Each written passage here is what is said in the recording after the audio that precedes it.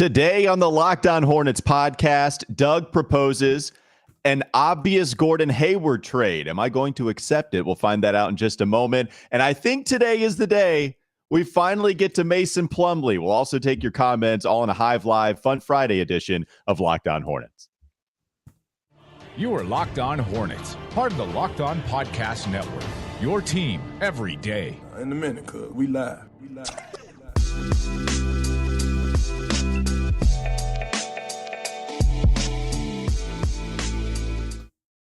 You guys are asking for it. We are going to give it to you. It is a HIVE Live on this Fun Friday. We appreciate you hopping on with us. This Locked On Hornets podcast, a part of the Locked On Podcast Network. Thanks for making us your first listen. We're free. Remember, you can get us anywhere you get your podcast. That includes YouTube, by the way, where we continue to grow. And now we're trying to grow our Facebook structure, where if you like our Facebook page 1,000 times, then Doug is going to dress like grandmama. Is that still going on the crawl, Doug? Are we reminding people of that constantly?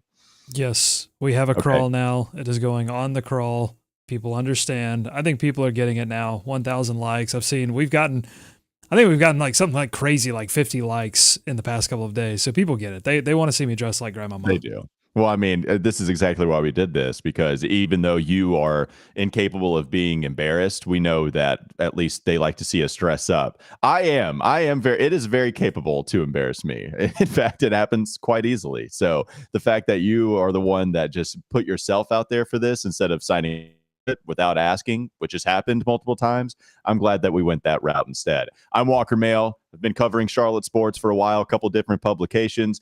Doug has been covering the Charlotte Hornets for the Locked On Hornets podcast for quite a while. His own family now calls him the OG of the Locked On Hornets podcast, and we appreciate you hopping on with us this Fun Friday. Lots of stuff to get to. And the first thing that I see on the rundown that Doug made for me today is there is an obvious Gordon Hayward trade staring us in the face, and we, the media, refuse to acknowledge it. Doug is attacking the media, is attacking me. I maybe made that stuff up. But Doug, what is the Gordon Hayward trade that you want to talk about that's so obvious? I mean, it's really crazy that, I can't believe that we haven't talked about it before now, because it's just sitting there, just staring us right in the face. I haven't seen anyone talk about it until I saw it come up in a podcast. I think Michael Scotto is always on this stuff, and he brought this idea. Is it Scotto or Scoto? I call him. Look, we're good friends. I call him Scotto, yeah. the Scope master. Scotty. So Scotty for sure. Beam me up, Scotty. That's what I always say to him when we talk.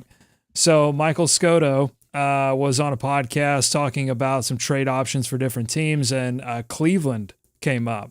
Okay. The Cleveland Cavaliers. Ever heard of them? Oh, no. Okay. Oh, no. There's two contracts now that they match up perfectly. It wouldn't even need to. I mean, maybe one team gives a second round pick here, another team gives a second round pick here. But I'm, of course, talking about one. I don't know his middle name. I'll look it up. But it's Kevin Richard Love. I'm going to guess that's his middle name. Kevin. Why do I feel Richard like that's Love. right? It's going to be right. It's going to be close. No, it's not. It was Kevin Wesley. Kevin Wesley Love. The contracts match perfectly. But here's the good part of this deal, Walker, is that Kevin Love's contract expires after this season. So you get to clean up the books. You get to add a player that can give you a little offensive punch off the bench. I'm not talking about trading for Kevin Love 5-6 years ago and making him a starter. I mean, he would play essentially the same role that he played in Cleveland. Conversations existed, by the way. Like, that was an actual conversation that we had about the Hornets possibly pursuing him in a type of deal. Man, that was Kemba stuff, I think, when LeBron a long time ago. I'm talking about bringing it back with this Gordon Hayward situation reaching a critical point, and that's the thing too. Kevin Love last season played over 70 games. Like, he's not the most durable, but I think you could count on him to play next season. Yeah, he played 25 the season before that. Well, but if you ignore that, right? Yeah. But if you ignore that, been pretty durable. Yeah, I actually wasn't prepared for this take. The trade was not so obvious to me. He averaged 13.6 points per game, 43% shooting overall, but 39% from three on 6 attempts per game. I think he got some 6 man of the year votes, but it was one of those things where it's probably more so name recognition than it was actual, this is somebody that deserves this award. I do like that it's going to come off of the books 1 year sooner. I do like that. That's what I'm saying. So I just, are we there? Like, do you think that we can get, you don't think we can get any value for Gordon Hayward's contract? Because this is essentially a wash of washed up players. Well, okay, great. I mean, that's, I think that's the best you can hope for. That's the best, to me, that's the best you can hope for is it's not about, the Hornets desperately need what Kevin Love has to offer. It's that he can offer them something. And the biggest thing that he offers, and who knows, it could be a situation where they don't even play him. I mean, it could be, sort of a wave situation and, ultimately a clean the books kind of situation, similar to what we were talking about in terms of a Russell Westbrook deal, except I think Kevin Love is still playable. And I don't know that Russell Westbrook necessarily is. I mean, if you're trying to compete. Yeah. But Kevin Love can be a piece. He proved that. He proved that in Cleveland. He was not a critical piece, but he was willing to come off the bench and play his role. Well, it would be a very similar situation, right? Like Kevin Love coming off of the bench with a team that is young, they're up and coming, they're clearly foundation pieces here where Kevin Love is going to have to take that back seat. And at least there were times where, do you remember, was it Kevin Love just like refusing to inbound the ball? There was a couple, maybe this was 2 years ago. I think last year it's starting to straighten out, but he had clearly had an awful attitude when he just didn't want to be in Cleveland anymore. Well, I mean, but to be fair, changed. He's been in Cleveland a long time. You stay in Cleveland that long, I think anyone's going to have a pretty terrible attitude. Yeah, but it is a similar situation. I was not expecting that. But okay, I like the money coming off the book sooner. 3-point shooter. Solid. No one's gonna love it. This is not a deal. Here's the deal. This is not a deal that you fall in love with. But here's the thing. I don't love the idea of holding on to Gordon Hayward at that dollar amount for several more years and having no guarantees about whether or not he's going to be able to play many games for the next couple of seasons. So.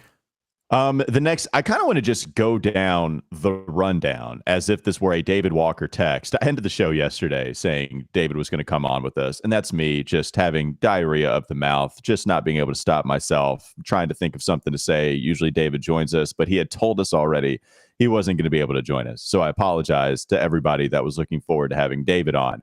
I do want to read this rundown as if it were a long text from David, having a bunch of topics to discuss. The next one on this list, put on there by Doug Branson, is head candy atrocity. Oh, what kind of hat are you? What hat are you beefing with, Doug? Oh my God! Let me see if I can get this up on the old share screen here. I wasn't really. So let me. I might try to guess this too. So I wouldn't have guessed Kevin Love. Did you have a problem with the Western Conference Finals hats last night? Well, we'll find out in just a second. Because I liked them, and I saw Chris Herring tweet this out. The font that they use, it was 90s NBA Finals-esque, and I looked at those hats and I thought they were pretty cool. So I hope it's not that. All right, first of all, I want to go to these Kevin Love stats real quick. So he played 25, 56, and 22. So really, if you pay close attention to last season and ignore the 3 previous seasons, then you have to say that he's durable. 33-year-old Kevin Love. Let's see if I can find this. Who's probably more immobile than Gordon Hayward is, by the way. Yeah. You hate him. This is the hat atrocity. These got pulled out last night. The Western Conference Finals winner hats. Yeah, I mean, and I agree with Peter here on the Twitter, who says these look like truck stop hats. This is a Bobcats hat that you find in a Stuckey's or whatever. Stuckey's, Buffalo Shoals, maybe. This is not a professional. And look how big they are too. They're like engulfing. That's too. I mean, most of these basketball players, they're big people, and so they have generally large heads. And these hats are like bucket hats. It's crazy. Well, I mean, Steph Curry is not exactly a huge person, but it is big. He's larger than both of us. And no, he's not bigger than me. Well, first of all, height is not big. Well, yeah, I probably weigh more than him too. I think I am taller and I weigh more than him. All right, how much do you? Just Well, admit it. there's an easy way to find this out. How much do you weigh? All right, so I weigh 215 and I'm 6'6". All right, fine. Those are my dimensions. All right, fine. You're bigger than Steph Curry. But, dude, He looks bigger on TV though. Yeah, like come on, Steph All right, Curry, fine. he's a point guard, Doug. That's Fine, what he is. you win. You win. You win the size contest. He wins literally everything else. The size of his the size of his wallet is much larger than you. Oh my God, it is leaps and bounds bigger His than wallet mine. weighs more. It weighs 3 times as much as you do. Even yes. I don't know why I'm sitting here defending Steph Curry. I don't know why that this was. My dad can beat up your dad. I thought I was your ride to die. I thought we were sitting here getting filthy rich off of this podcast, but instead you're saying now it's small potatoes compared to Steph Curry. I will say the hat is, I like the style fine enough. The hat is boxy though. And that it looks like how all the hats look on me forwards. And we've already done this experiment. I don't want to do it again, but where I try to put the bill like you should normally have it, but I don't look good like that. So anytime I put a hat on, I have to go backwards. That's just how I have to roll. And I think Steph Curry probably. You're how much did you say you weigh? 215. You're a small. What I think, you're a small 215. Steph is a big 185. Okay, for sure. He's big boned too. I'm going to put that. In fact, that's going to be the first YouTube chat poll today. Is Steph Curry a big 185? All right, Yes let's get to the last point on this first segment. You say you also have a stat that will blow You're just my rolling mind. through them. I was going to spread these bad boys out, but you were rolling along on a Friday, on this fun Friday. It's just like Noah Trey says on the chat, I need to see Walker post up Steph. Yeah, I don't think that's going to happen. I don't think so either. I mean, I'd love to. If we can get somehow Steph to come back to Charlotte, then maybe, he is coming back to Charlotte. So maybe what a crazy season Steph has had. I mean, I know all the MVP candidates were the big guys, but wow. I mean, Steph Curry certainly has looked like one of the more impressive players in this postseason. Well, and how about Klay Thompson's story yesterday? That was really cool. He was close to getting emotional after missing 2 years. I was looking at those stats last night for Klay. One, he goes for over 30, starts hitting buckets, right? It was awesome to see. But you look at what he did this past year, shooting 39% from 3, averaging 20 points per game in the 30 games that he played, having come back from the ACL tear that he suffered in the 2019 NBA Finals, and then having the Achilles tear on top of that. To be able to perform like that and help your team get to the NBA Finals, it's insane. It's happy as hell for Klay Thompson. I thought that was really cool, and it was cool to see Steph Curry. All right, let's hold off on the stat then. I didn't realize you wanted to break these up. Yeah, well, let's do the stat in the second. Can I say one more thing about the hat? Sure. What I don't love about the hats, it's a 2022 NBA Finals Western Conference Championship hat. I don't like doing a throwback. I have a general beef. This is not just hats. But I have a general beef with throwbacks in the playoffs. You don't, yeah. It's the 2022 NBA. How about we establish an identity for? See, I gotta lean back. I push the microphone back because this makes me hot.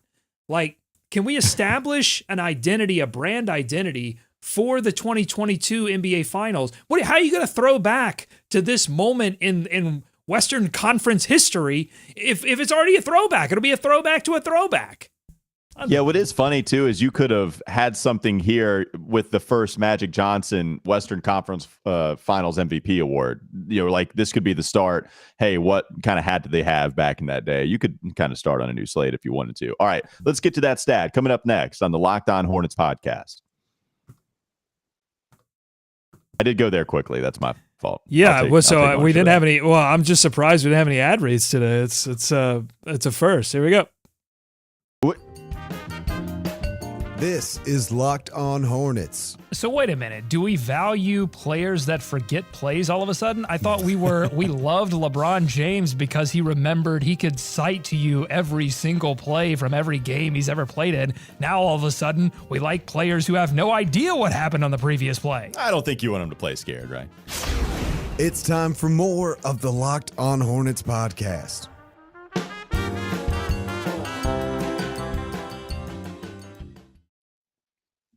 All right, we're coming back a little frazzled apparently here. So, look, I was willing to take ownership of that mistake, but not anymore because I kicked it. I've done what we've been doing this whole new regime, right? And how we transition. Coming up next on the Locked On Hornets podcast, Yep. and then you go hum diddly dee, No. and then I preview what's coming up, and then I do the ad read. No. We do have it. No, What? this is on you. This is not on me. This is not on me. Number one, most importantly, I have a baby. Okay. Yes, you do. Baby is in a sleep regression right now. I am half asleep. Okay. Number two, it's the way you said the toss that threw me off because you, instead of saying coming up on the Locked On Hornets podcast, where there's an up inflection, which signals to me that you have something else to say. Instead, you went down as if to say that's coming up on the Locked On Hornets podcast. I don't think when you that's go true. down, that to me is like, all right, we're going to break. I don't think that's true. But the thing is, we missed out on some fantastic news. Like, Doug, it might call for waking up the baby to tell her about how great this news is. Are you ready for it? Hit me. Okay. Built Bar. They're great. Talked about them a million times, right? Yeah. They're introducing a new product. Oh boy. We are now getting the opportunity to buy granola bars from Built Bar. You talk about eating them for breakfast, Doug. Built Bar granola bars are a thing we've been asking, and Built delivered. Built granola bars are here. They come in 3 unbelievable flavors, just like the Built bars have: chocolate peanut butter, chocolate coconut, and white chocolate berry. If you want to try all 3 flavors, you can get a mixed box at Built.com right now. They're so different from the bars and the puffs. Built granola bars are loaded with granola. It's the perfect combination of crunch and chewiness. But just like bars and puffs, these babies are packed with protein, and they're covered in 100% real chocolate with 150 calories still, 15 grams of protein, and only 4 grams of sugar. Built granola bars will change your world. They'll change your breakfast world. Built has cracked the code to do better granola. They're the perfect healthy snack to pack in your lunch, take on the road, or eat as a snack. Go to Built.com, use promo code LOCKED15, and get 15% off your order. Use promo code LOCKED15 for 15% off at Built.com. Very excited to do the whole. I'm going to give you. I'm telling you. I'm going to give you a little breakfast hack here. Okay. You get. You can get the individual yogurts, or you can get a whole vat of yogurt, whatever you want to do. But you take a granola bar, a Built Bar, granola bar, whatever, and you dip it into the yogurt and then eat it that way. And you got to be okay with double dipping. Everybody's got to be cool with that in your household, because you're going to want to go back for the second dip on the yogurt. But you got to. It's like a handheld parfait. That's a go-to move for me when I'm on the go. I don't want to make a cup and put the granola in and then mix it all. No, just take the granola bar, dip it right into the yogurt. This is a fun Friday, people. We talk about a lot of things. I think that's breakfast hacks, Warriors really hats. Good breakfast hack. I think that might be your best food take you've ever had, as far as the innovation, as far as taste, just being able to be on the go. Finally, a food take. Finally, I put a food take out there that Walker enjoys. Yeah, I'm sure Nada is actually saying, yes, that's an actual good food take from Doug, because he'll clown you for that stuff too, but he clowns me. So Nada apparently has the most pristine taste and palate of anybody. All right, let's get to that stat, Doug. What stat is going to blow my mind?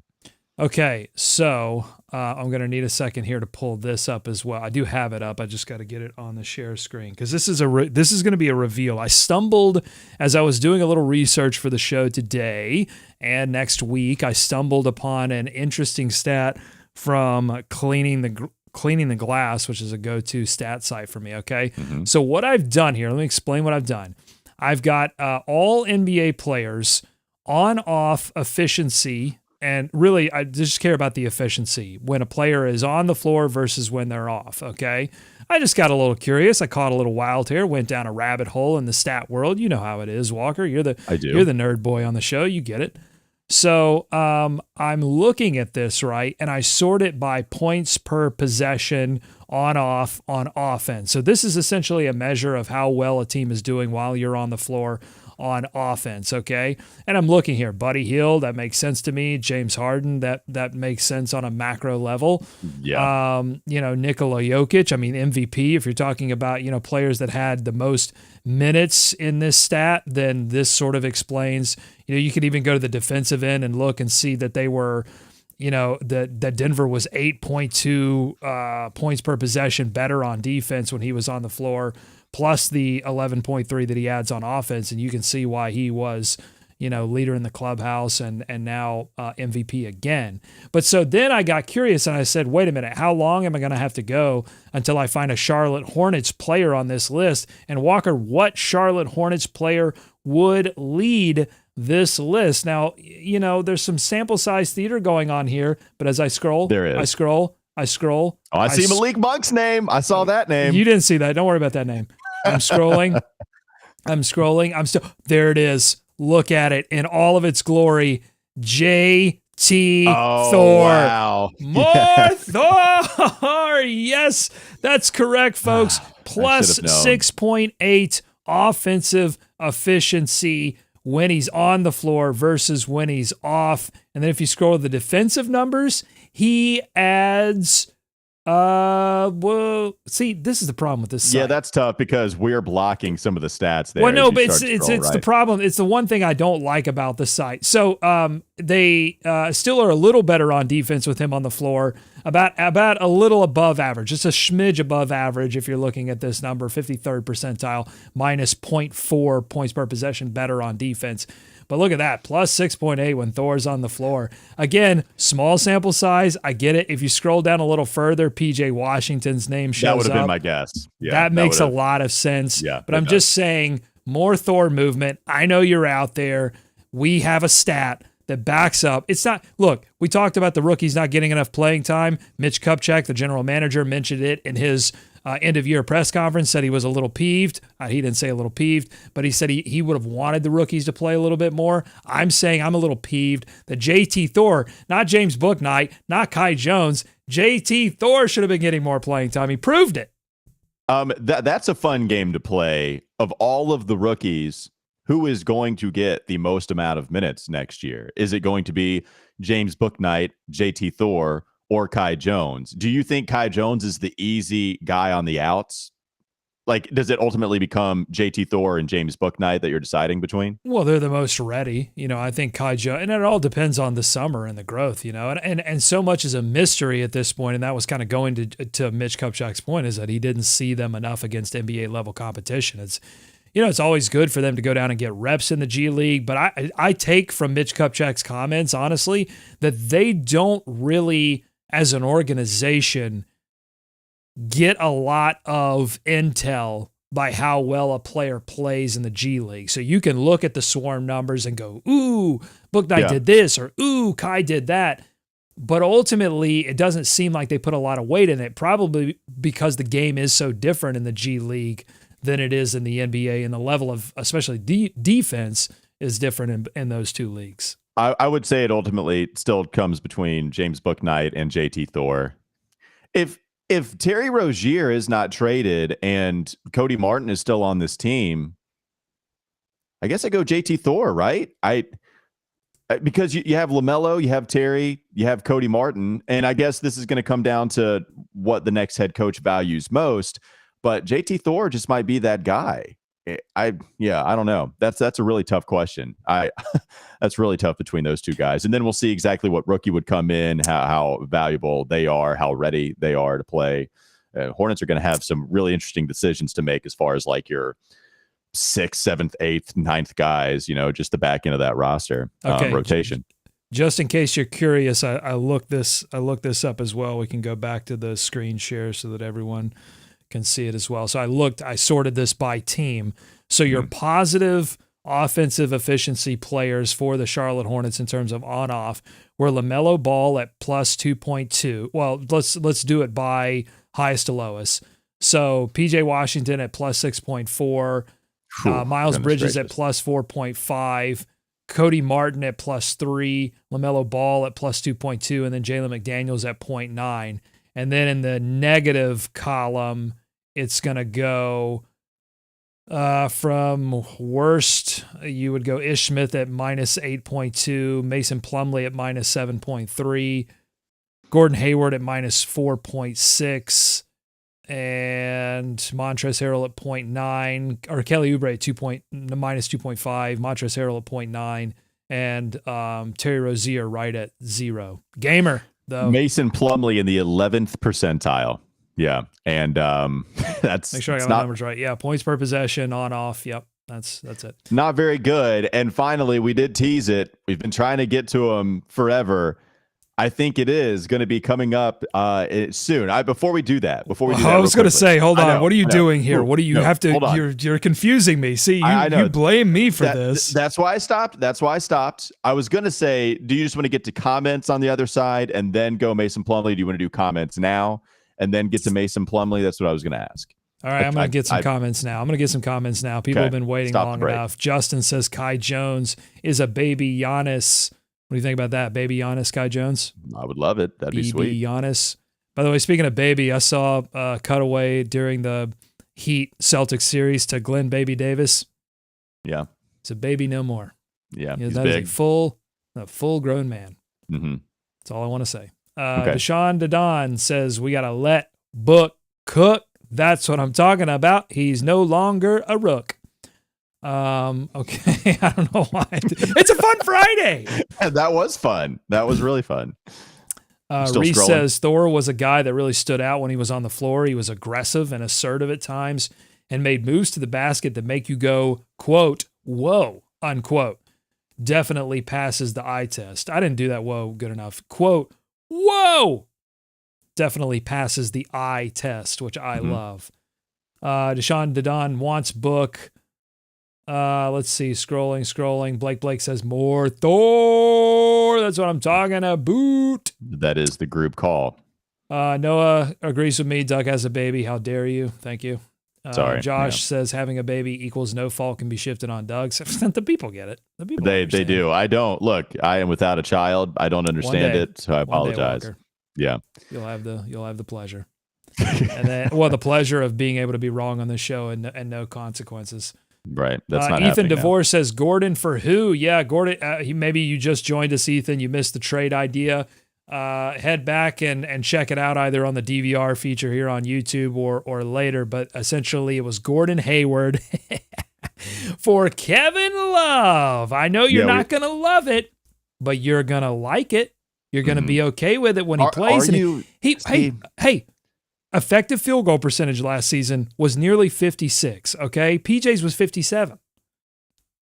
He didn't play poorly last season. No. Lots of rebounds. And if you're talking about him as like a big that you can go small with, he doesn't turn the basketball over. That we'll get to this Mason Plumlee stuff. That was the one thing with Mace is like he could turn the other team over in a way that bigs don't often do, but then he killed you on the turn. He killed you with his own turnovers. So, okay, yeah, but the effective field goal percentage for Gordon wasn't good. I mean, it's not like we need to be just solely staring at that stat, but yeah, all right, there you go. I mean, it's just weird. I really didn't. I just hit you with numbers and you had no defense. So. Yeah, no, I got shaken up. I got for sure shaken. All right, coming up next on the Locked On Hornets podcast. Seamless transition is coming up on the Locked On Hornets podcast. We do finally get to some Mason Plumlee conversation. So we'll actually talk about what he did this past season. No more putting it off. No more actually just saying we're going to get to it the next day. It's happening. We're going to get to it in the final segment today on the Locked On Hornets podcast. This is Locked On Hornets. I got a couple of rookies here. I got David spreading fake news. Guess what? 4 championship games in a row. Continued success, sustainability. I've got Steve Bob not plugging in his headphones. Which I would love to see JaVale McGee, get out there on the ice velodrome or whatever you call those things. This is a professional show we're trying to run here. Only on the Locked On Podcast Network. Your team every day.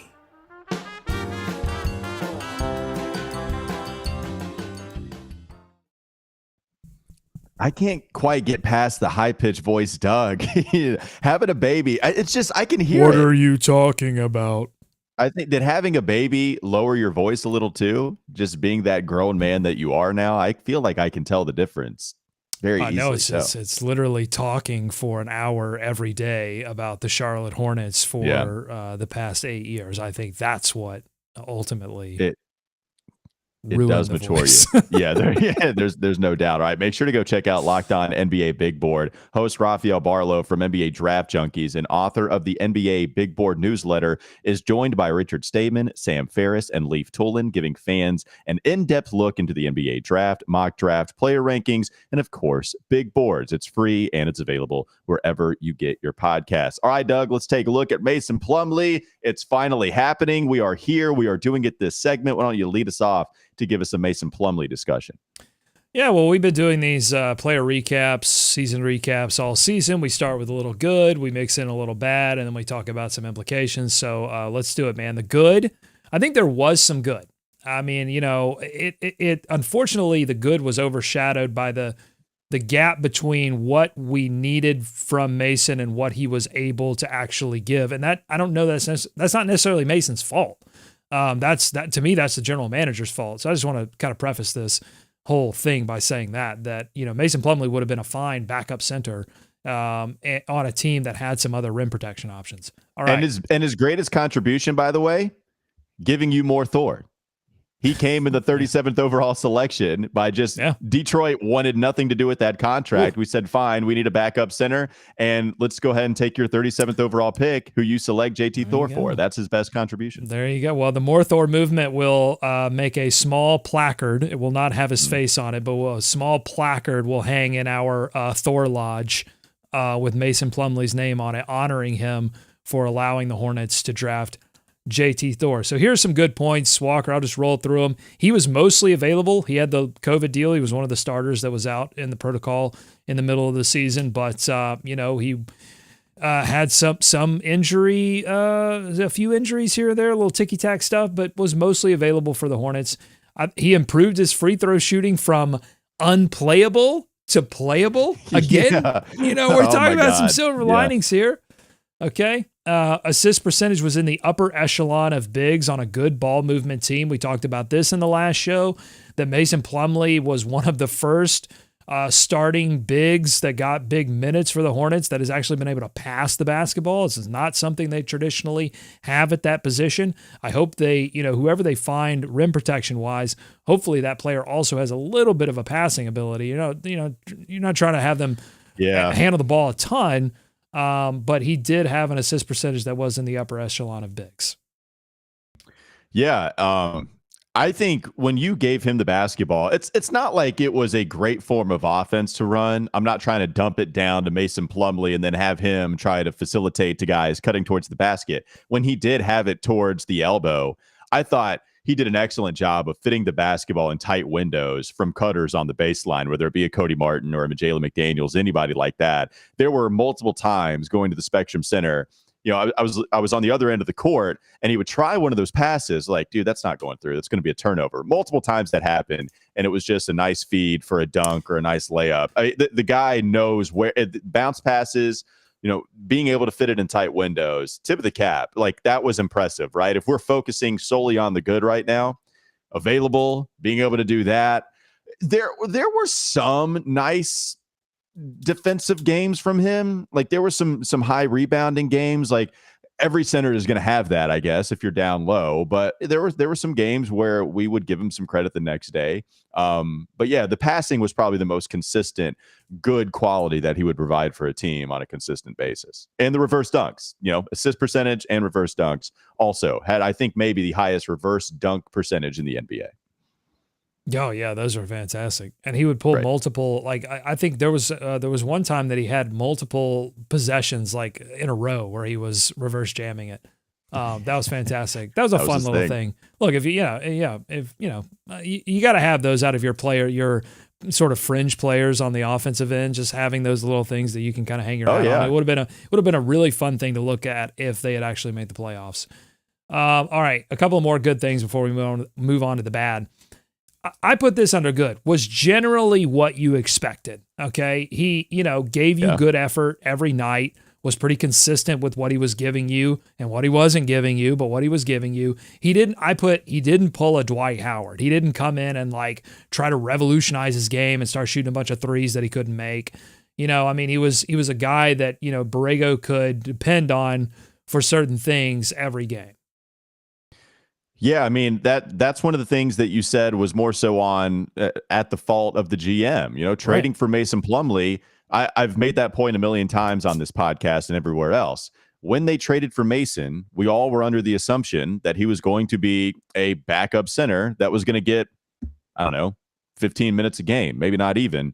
And then you continue to go through the offseason where you don't address that center spot. And then, it's going to be Mason Plumlee as the starter and a lot of PJ Washington at the center minutes again, which are a great lineup. But the whole idea is to try to save PJ Washington where that's not a necessity, right? Like that's not something you have to do because Mason can be unplayable at times and maybe a lot of times, depending on how you evaluate him. Yeah, like that was a huge problem, right? I don't think anybody was excited that Mason was going to be your starting center because nobody expected that to happen.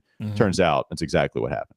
And finally, one more good thing, high steal percentage. We saw the one-man Plumlee fast break be successful many times this season. And he did like putting it on the deck, man. Like if he had his coast-to-coast opportunity, we saw some successful drives there. I'm not going to sit here and say that like Mason Plumlee was like a large part of the reason that this team was great offensively. He wasn't, but he was a part. You know, they would have had to find some things that he did elsewhere had he not been around. Okay, so let's get to the bad because there was a number of things that certainly went wrong for Mason Plumlee this year. Again, I think this is kind of unfair to say, but no rim protection. I mean, he's not a physical player underneath the rim. Honestly, not on the offensive end either. We talked about his passing being good, Walker, but there were plenty of times this season where, sort of similar to Miami Heat fans and Bam Adebayo right now in the playoffs, you're like, Mason, just go and dunk it. Just dunk it. Just go get contact. But okay, why did he not want the contact, Walker? Yeah, it got in his head. There's no other doubt the about it. The free throw shooting. Well, because was god awful. Mason Plumlee had always been a pretty bad free throw shooter, but he wasn't Ben Wallace, Shaquille O'Neal type bad. Let me get you the numbers. In fact, he got worse than that this year. It was mind blowing. Like the guy could not make a free throw to save his life, and he ended up shooting below 40% this year, even with him switching hands, which I think we saw. I go back to Nate Britt of North Carolina. You know, he was on some of the better teams with them within this past decade. He was a guy that would shoot, I think, with his right or left and then switch it, or switch his hand, vice versa, something like that. That's the only other time I can remember somebody doing something like this. And Mason Plumlee shooting free throws because he had something wrong with his right wrist or whatever. Maybe San Antonio is when it first happened. Switches to his left hand and becomes, I don't know, like 60%. I don't know if we have the strictly left-handed free throw shooting numbers, but I'm not gonna. No, I'm right. not gonna. But clearly better. But clearly better, right? Like that. It's astonishing. And he said, "I'm not going back to 3-floor building." And look at his left-handed free throw shooting numbers. I'll just tell you that last year in Detroit, he was a 67% free throw shooter and dropped to a 39% free throw shooter in Charlotte. In his previous two seasons to Detroit and Denver, he was 53.5 and 56. His free throw shooting over his career has been all over the place. Like it's not been a consistent number. But 39%, and that was with some improvement towards the latter half of the year after he had the injury that forced him to shoot left-handed, and it started to improve. It could have been somehow even worse than that, and it made him, it sort of made him unplayable at times. And then limited offensively, limited defensively, turnover percentage in the 10th percentile among bigs. You know, that's tough. I mean, he cost the Hornets a lot of possessions just turning the basketball over. And you know what? When you talk about that turnover percentage being so high with him not having the basketball a ton, and we know how awful this team was at transition defense. I mean, it is the perfect storm to get beaten on certainly those possessions that it would take place. So yeah, that was a real problem. And by the way, look, man, not to pick on Plumlee anymore, but I do want to share this stat. As I say, he's worse than Shaquille O'Neal and he's approaching Ben Wallace. I mean, Shaquille O'Neal shot 52%, 53 if you want to round it up, from the free throw line for his entire career. And that was still double-digit percentage points above what Mason shot this past season. In fact, if you go to the worst free throw percentage ever for Shaq in any given season, anywhere, rookie, wherever, every single one of them was better than what Mason shot. Every single season. Like, Ben Wallace is considered the worst free throw shooter of all time. I think that's actually statistically a fact. And even Ben Wallace had some seasons where he was above Mason. I just want to put in perspective, like, how weird this was to see him struggle so badly. It was weird. All right, so let's move on to sort of the implications for next season. Right now, his contract sits at $8.5 million next season, but Walker, only $4.2 million is guaranteed. According to Spotrac, it's fully guaranteed if he's not waived before June 21st. So whether he's waived or not, my question to you is, will the Hornets be out of the Plumlee business after Miles, that failed experiment, and then now Mason in 2022-23? Are they going to be out of the Plumlee business? I think they are going to be out of the Plumlee business. But what is interesting about this is the fact that you have this decision needing to be made before June 21st, and the draft is taking place a few days after that. So you don't even have the comfort of, all right, we have Mark Williams secure. We have Jalen Duren secure, whoever, even a Walker Kessler, if that's who they like. And if you don't have that yet, you have to assume you're going to take one of those guys in the draft. You have to assume that you're going to make a move in free agency and just take care of business that way. I still, even without that happening beforehand, I do think that they're going to be out of the Mason Plumlee business. I don't think they're bringing him back. All right, so I want to look at this poll, and then I want to answer some questions on the chat because we have plenty of them. Is Steph Curry a big 185? 71% of the audience said yes. 28% said no. Z Birdie every day says, I think $8 million a year is a good deal for Plumlee. I mean, it's not a lot of money. I mean, Z makes a good point there. I mean, No. It's tough. What? For a quality, if the free throw percentage returns to normal for a quality backup center, is $8 million a ton of money? It's enough. You're to letting where a bias of how awful he was last season influence you. No, look, I don't want to pick on the guy even more so. Like, no, I don't want to pay $8 million on a for team Mason with Plumlee. no depth, though. I mean, it's not like, again, I've been saying this, like, they're not going to find one. They can't go and find one center. They've got to fill this rotation with some center depth. Look, there were some good things he did every once in a while. I don't want to pay $8 million next year to have Mason Plumlee on the roster. I think that's a fine number for a backup center. It's not a great. If that's your starting, but you can center, get guys on the free agent market at that price that are better, that are actually significantly better. It's actually a little bit. It's not awful to swallow that money in return for a pick, having him be a backup, and then it not being fully guaranteed was always the appeal of this anyway. That and so now that you can move on from it, like that's the appeal. Yeah. It's not gonna break their back for the future, I guess. Like, if you want to put a positive spin on it. Walker, we've got fans all over the world. I saw someone on the chat earlier. I'll try to scroll back. Shout us out from the Philippines. That's amazing. Thank you so much for watching. Shout out Philippines.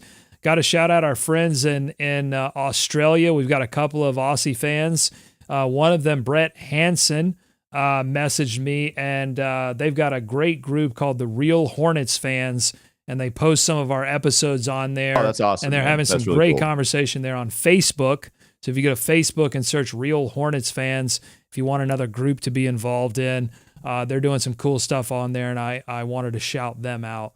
Yeah, very cool. So thank you so much for supporting the show. It means a lot. I mean, we gotta spread the word. The Hornets are getting more popular. More people are wanting to find out more information as LaMelo Ball works to take this team into playoff, possibly Eastern Conference Finals contention. And so we got to make sure that we're filtering them to the places that have fun and enjoy sports and also love to talk about the Charlotte Hornets. And I've been doing it a while. Yeah, very, very cool. We really do appreciate that. That does mean a lot for us. All right, you still scrolling before we end today? What other comments do you have before we end?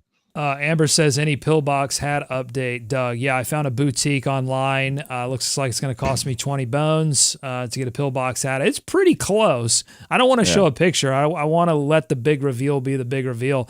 Can't give the milk out and expect people to buy the cow. You know what I'm saying? 1,000 Facebook likes. That's what we're looking for here, people. Locked on Hornets, and I dress like grandmama. But I did find the hat. Maybe I should go ahead and buy it now so it doesn't, don't run into any kind of supply chain issues or something like that. Right. I mean, there's a high demand for those hats right now. You need to get on it quickly. A lot of talk about the Gordon Hayward trade. Could you do Gordon Hayward for Miles Turner? Those salaries don't match. The Pacers would have to come back with a few more players. That's going to be a tough sell. Well, Jeremy Lamb was somebody that was put there in a bunch of fake trades, bringing him on home. And it feels so good. Back at the corner pub playing some darts. I'd love to see it happen. Jeremy Lamb was great. Oh, shout out Corner Pub. I miss you. All right. Gordon for Christian Wood. Again, what are the Rockets getting in return? And Christian, I believe, is, I'm going to double check this. I believe he's. What is he under contract for a few more years, or do they? I have to look at his contract situation. No, yeah, I think he is. Because these are conversations that we had mid-season when Gordon Hayward was actually. Yeah. Go ahead. Yeah. So he's $14 million guaranteed for next year. So that would again be a similar situation. I think Miles Turner is like 18. Mm-hmm. And so you've got to find even more. You've got to find even more players to fill that gap. And so what are they getting back in terms of picks? That would be the question.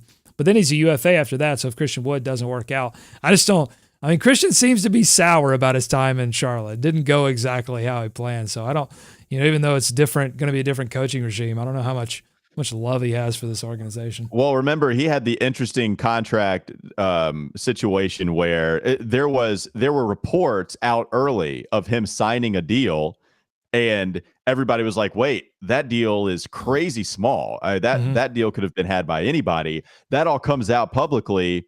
And then after that, it's like, wait, all right, well, now that's not the deal anymore. That's not the contract. And so people speculated, the public was like, wait, you can get a lot more for that. That drove the price up. And then it was to something that I think people were able to, understand a little more. Reese on here saying, I actually like him. I like Mason Plumlee as a backup. Good contract for a bench stash. See, Reese, man. Oh man. We're so late in this episode. I think we should save it for, there was one thing I meant to talk about, and that's the fact that this is good. I can tease this for next week. The full results for NBA player voting came out. And in case you missed it, Miles Bridges did get some votes for most improved player, including 3 first-place votes. No kidding. I think he had 4 second-place votes and 11 third-place votes, if my memory serves. Maybe more second-place votes than that. But anyway, wasn't really in contention for the award, but I think it would be interesting to shout out some folks. I'll tell you right now, I'll go ahead and give you a little taste. I'll tell you right now who Rod Boone, where Rod Boone had Miles. He did vote for Miles' third place vote. Okay. All right. I think he voted Ja. I think he voted Ja and maybe Desmond Bain. Again, I'll get these results, and I meant to have them ready. I'm sorry. I apologize. I have a baby. Kept me up all night. I'm doing the best I can here. But we'll have those votes for you. One more question from the chat, which I really like. Wilson asks on the YouTube chat, any worries about Miles Bridges in free agency? Are you worried? How worried are you? What's your worry level? My worry is that the price is going to be driven up from teams that are only in the business strictly to do that, where they like Miles Bridges, but they don't think they're going to get him. They don't want the Charlotte Hornets to get him for anything less than what his true max value is going to be. So a team comes in and says, hey, we'll give you $30 million. We know that the Charlotte Hornets are going to give you whatever you want or whatever we offer because they don't want to lose you. That's what I'm worried about. I at the end of the day, don't think Miles Bridges is going to a different team. I think he's going to play in a Charlotte Hornet uniform next year. But that is where my worry lies, that another team is going to drive the price up strictly only to do that. Here's my concern, is that the Hornets in a similar situation, and maybe this is not similar because Miles is young and has a lot of promise, whereas Kemba was on the downslope, as we unfortunately saw in Boston and New York. But they still messed around with that whole situation, and everybody, even though Kemba wanted desperately to stay in Charlotte, it was his intention to stay in Charlotte, and the team couldn't get it done, and it felt really weird after all the dust settled. And I think ultimately it was the right move, but if you are somebody that wants Miles Bridges to stick around, they have a track record such that would make you worry just a little bit that they just mess around a little bit with the money, and then feelings get hurt, and Miles Bridges all of a sudden is playing in Portland. So that's my one.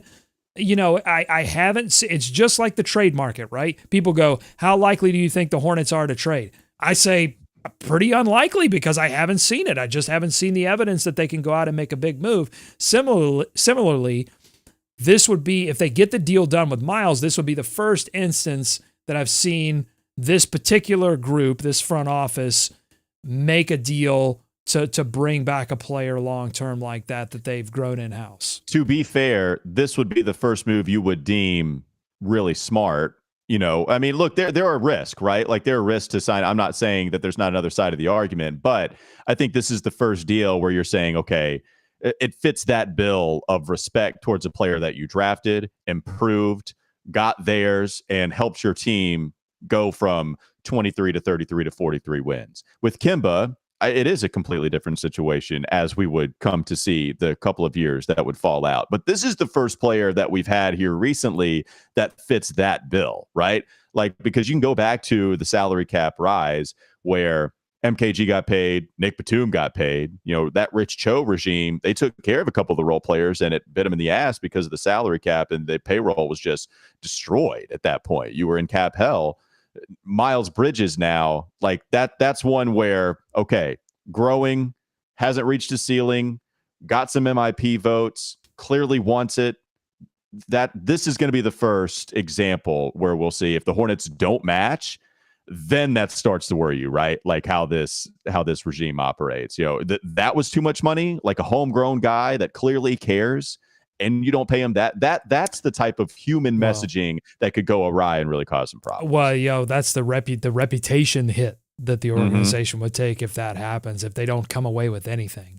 Sign and trade, that's a whole different ball game. Then you're talking about, all right, both teams getting some value going back, and not like even though, again, it worked out. I think it worked out for the Hornets, that sign and trade that they did with Terry Rozier. It was still viewed as, oops, we messed up on the Kemba thing. Now let's try to save face. No, like a legit sign and trade involving Miles where teams are getting, equal value back.